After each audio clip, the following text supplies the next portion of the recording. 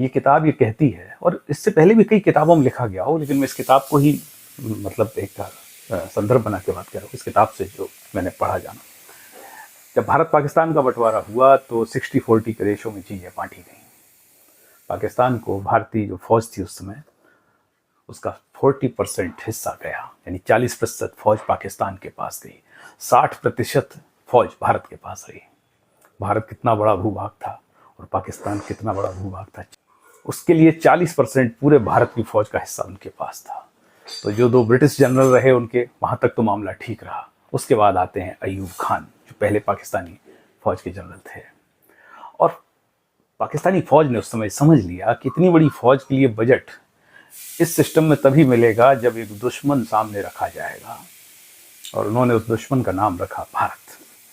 कि भारत एक बड़ा मुल्क है हमारे बगल में, और हम उससे चूंकि लड़ झड़ के अलग हुए हैं, तो वो हमारा दुश्मन है और वो हमें कभी भी अच्छा नहीं देखेगा। तो फौज का मजबूत होना बहुत ज़रूरी है। लिहाजा फौज के लिए बड़ा बजट, क्योंकि जब आपने बड़ा हाथी पाला है तो उसके लिए बड़ा खाने पीने का इंतजाम करना पड़ेगा।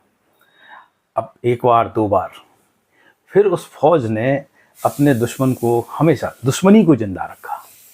जैसे भारत के साथ 47-8 में ही लड़ने की कोशिश कर ली थी कबायलियों की, कोई सेना तो तैयार नहीं हुई थी क्योंकि जनरल ब्रिटिश था उस समय।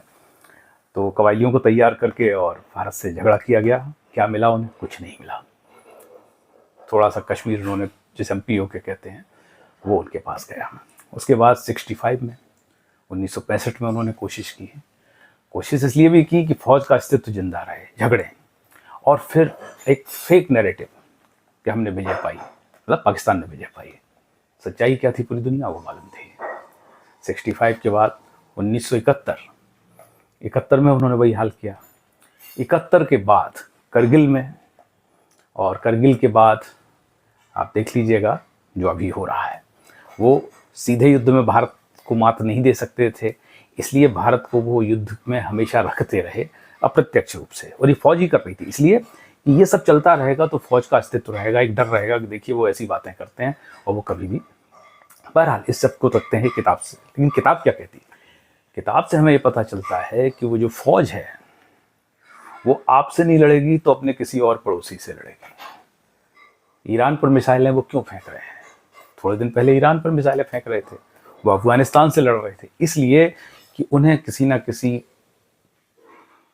दुश्मन के साथ में दुश्मनी को जिंदा रखना है, और वो दुश्मनी जिंदा रहेगी तो पाकिस्तान की जनता को वो ये बता सकते हैं कि देखिए साहब, फौज नहीं होती तो अफगानी आप पे कब्जा कर लेंगे, फौज नहीं होगी तो ईरान आप पे कब्जा कर लेगा।